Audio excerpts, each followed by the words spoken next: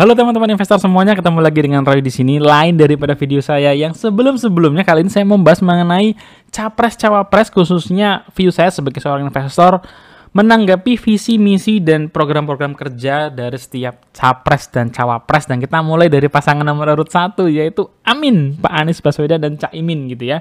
Setiap saham atau emiten yang tersebut dalam video ini sifatnya adalah investment research gitu, tidak ada ajakan untuk jual beli terhadap saham tersebut. Kita akan mulai pembahasan dari visi misi mereka yang berkaitan dengan investor, apa yang bisa kita pelajari atau ada opportunity apa dari sana. Dan buat teman-teman yang bingung, ini data-data dari mana Bang? Saya tunjukkan dulu data aslinya. Ini adalah visi misi program Amin yang saya ambil dari Instagramnya Pak Anies Baswedan langsung. Jadi teman-teman juga bisa ambil gitu ya, ambil download dan pelajari materi yang mereka sudah sediakan. Total ada 148 halaman. So, mari kita mulai dari sektor pertama yang saya highlight, yaitu perbankan dan ekonomi syariah. Pertama adalah mengenai perbankan gitu ya.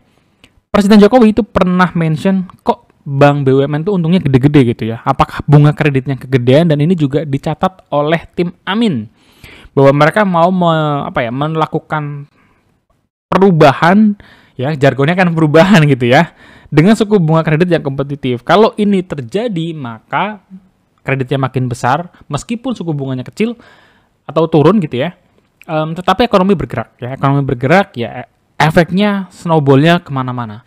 Tapi di sisi lain, untuk ekonomi syariah saya cukup impresif ya. Pertama adalah mengenai perbankan syariah untuk menggerakkan UMKM. Ada jagoan-jagoannya di sini, ada BRIS, ada BTPS, oke. Kemudian kalau ngomongin sesuatu yang baru, ini saya nggak tahu ini sudah ada atau belum gitu ya.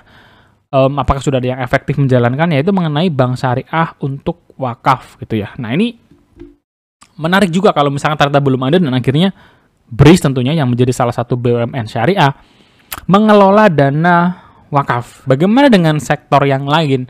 Selanjutnya saya pindah ke perumahan dan industri. Di bagian perumahan dan industri itu ada misi menyediakan hunian layak dekat pusat kota ya, dekat pusat kota, hunian yang terjangkau. Sepertinya agak berat teman-teman, agak berat ya. Di pusat kota atau dekat pusat kota otomatis sudah dikuasai oleh ya BSDE, Summarecon, Pakuwon Jati, Ciputra dan teman-temannya yang menyediakan harga yang dibilang mahal enggak, tapi kompetitif gitu ya untuk area-area tersebut. Jadi kalau untuk akses pusat kota sepertinya agak sulit, challenging nih ya untuk program ini. Tapi kalau KPR bersubsidi sebenarnya sekarang juga sudah banyak, tapi daerahnya itu loh kurang strategis gitu ya. Apalagi anak muda diberikan daerah yang di ujung-ujung pelosok tuh kayaknya males, karena apa? Transportasinya juga susah. Daerahnya belum punya fasilitas yang lebih lengkap. Jadi akses hunian ini PR kalau pasangan ini menang gitu ya. Sektor apa lagi yang bisa memberikan opportunity menurut saya adalah sektor padat modal, karena mereka nyebut langsung contoh tekstil gitu ya. Apalagi selain tekstil sebenarnya teman-teman, kita ngomongin padat modal. Kalau teman-teman notice, perkembangan padat modal yang cukup dihajar habis oleh Presiden Jokowi adalah industri rokok ya, industri rokok. Jadi pajak cukai rokok zaman Presiden Jokowi dengan menterinya Bu Sri Mulyani itu cukup tinggi kenaikan pajaknya. Mereka adalah industri padat karya. Bagaimana kalau di pemerintahan Amin mereka menang? Justru mendapat insentif ya. Artinya tukar guling nih. Pajaknya mungkin tidak naik. Kalau turun saya sanksi, tapi kalau tidak naik mungkin saja ditukar dengan penambahan karyawan. Ini bisa jadi salah satu ide dan akan membuat sektor rokok ini panas lagi gitu ya, setelah lesu selama Presiden Jokowi memimpin, karena cukainya naik terus gitu ya. Yang saya juga cukup tertarik adalah mengenai pertanian dan pendukungnya. Ini tertulis begini, pemberian kepastian pembelian hasil panen dengan harga yang menguntungkan petani termasuk melalui kontrak farming. Artinya petaninya dapat harga pasti nih, akan laku sekian ya gitu ya kalau hasilnya memenuhi syarat. Ini efeknya bisa kemana-mana teman. Kalau ini terjadi menurut saya salah satu terobosan yang cukup bagus gitu ya. Pertama, bagi sisi petani dia senang, happy. Kenapa? Karena kalau memenuhi threshold tertentu secara kualitas bagus, maka dia dapat harga yang bagus. Pastinya pemerintah nggak mau bisnis kayak tengkolak dong. Jangan kalian pelit gitu ya kalau ketemu case di lapangan seperti ini beneran jadi kontrak farming harus kasih harga yang bagus. Masalahnya adalah untuk mewujudkan kontrak farming itu saya berpikir bakal complicated. Contoh, petaninya sudah panen, tapi sebelumnya kan nyediain pupuk, nyediain bibit, dan lain-lain. Bagaimana distribusinya, siapa yang akan menyediakan? Ada kok emiten-emiten yang khusus bermain di bidang itu. Ada BC, ada SAMF gitu ya. Termasuk pemerintah juga bermain di area situ.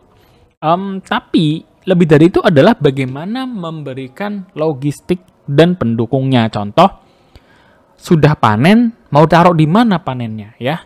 Jadi butuh apa? Butuh logistik. Apakah nanti melibatkan kontainer-kontainer swasta, kemudian gudang yang diperlukan dan lain-lain? Itu menurut saya jadi salah satu ekosistem yang diperlukan kalau kontrak farming ini dijalankan. Ya, selanjutnya di bagian pertanian dan peternakan gitu ya, ini ada kata-kata yang menurut saya agak membingungkan dan butuh penjelasan lebih detail gitu ya. Mengakhiri praktik monopoli bibit, pupuk, pakan ternak ya, dan penyerapan produk. Kita tahu ada emiten-emiten kayak Cepin, JPFA main gitu ya. Mereka menjual mulai dari anak ayam ya, DOC-nya, menyediakan pakan ternaknya, dan mereka menyerap hasil produknya. Apa maksudnya daripada statement Amin mengenai praktik monopoli ini gitu ya? Apakah ini artinya pemerintah akan punya BUMN sendiri? Nggak clear. Jadi ini harus dijelasin apa maksudnya monopoli di bidang peternakan. Di bagian selanjutnya, ini yang menarik ya. Pusat sinema di berbagai kota gitu ya. Siapa yang akan diuntungkan? Ya jelas SX1 ya. Siapa tahu SX1 dengan pemerintah kan berkolaborasi menyediakan ya hiburan-hiburan yang menarik buat masyarakat. Selebihnya saya menangkap mengenai akses internet, jangan lagi lah ya ada menteri yang bilang internet cepat buat apa gitu ya, buat apa? Ya buat kita semua gitu kan, kita malas juga internetan lambat-lambat gitu ya. Semoga itu sih bisa dimengerti sama tim pemerintahan gitu ya, bahwa masyarakat juga browsing perlu yang cepat, malas kita setiap kali browsing nunggu lama.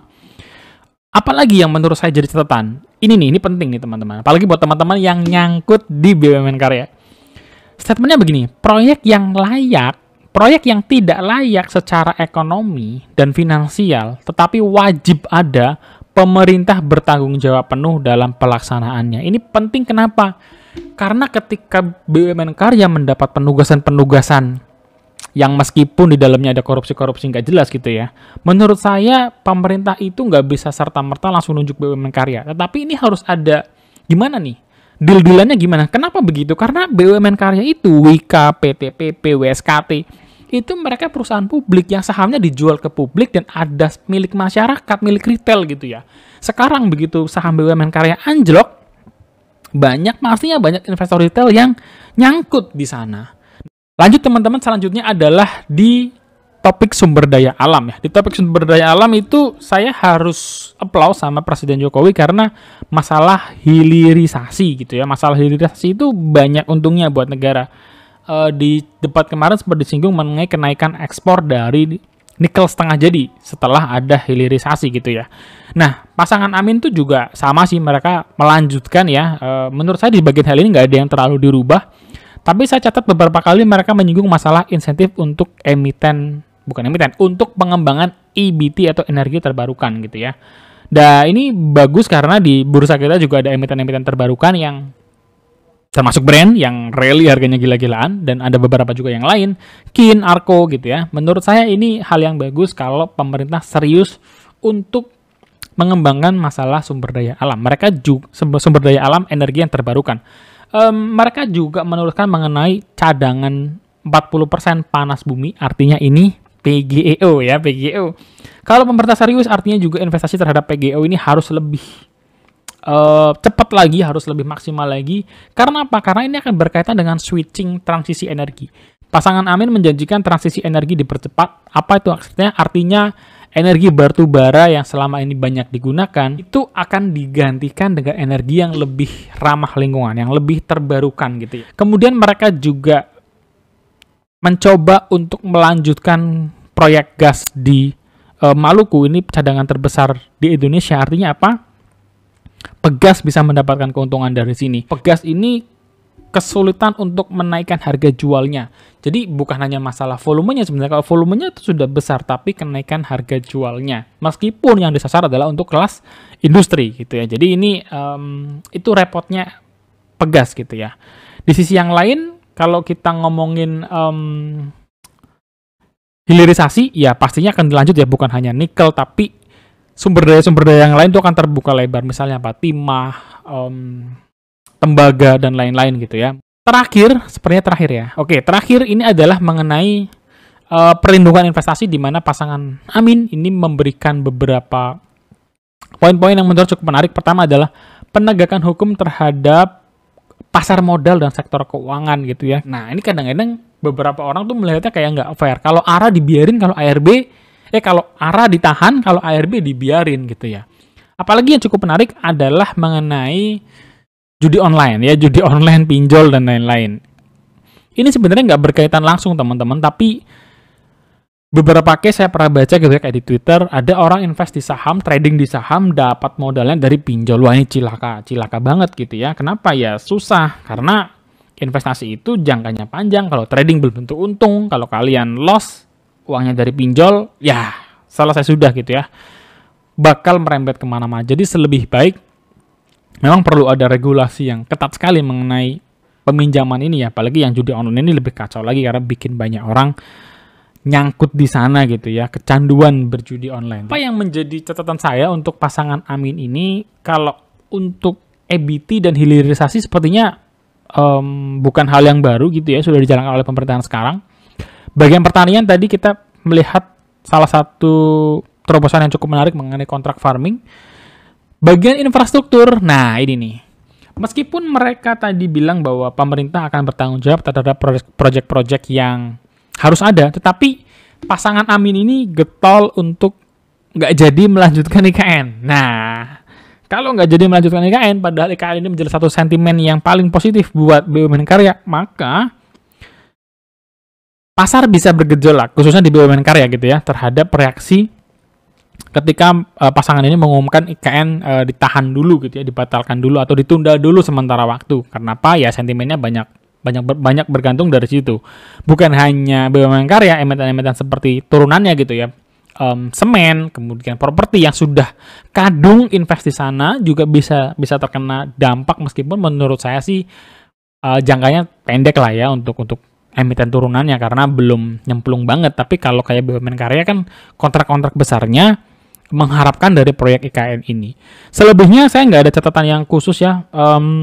Tidak seperti ketika Pak Jokowi nyapres di 2014 yang bener-bener menjanjikan infrastruktur. Kalau di pasangan Amin ini nggak ada yang khusus, merata aja. Dan catatan yang saya terakhir adalah yang ditulis dalam visi misi mengenai ketimpangan ya, mengkritisi ketimpangan, tetapi saya berharap lebih detail lagi dijelaskan. Yang simpel tadi deh, masalah monopoli bibit dan pakan ternak ya. Apa monopolinya dan apa yang diharapkan itu mestinya ada sih. Sehingga kita ketika membaca ini tahu, oh permasalahannya adalah begini.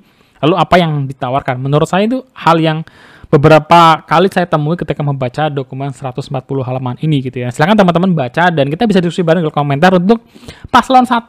Dan di dalam video ini gitu ya, saya tidak ada berusaha untuk nyerang atau untuk nge-defense salah satu paslon. Kita akan bahas sama rata paslon 1, 2, dan 3 untuk kita sebagai seorang investor tahu kira-kira pasangan mana yang menaruh perhatian khusus dan berpotensi memberikan opportunity buat kita sebagai investor. Itu aja, sesederhana itu aja. So, nggak usah komentar di kolom komentar teman-teman, berusaha menyerang dan lain-lain. Di sini konteksnya adalah investor, jadi adem-adem aja, nggak usah ribut. Dan kalau kalian mendukung salah satu paslon, feel free, tapi berargumen dengan masuk akal. Sampai ketemu di next video. Jangan lupa subscribe, komen, dan share video ini.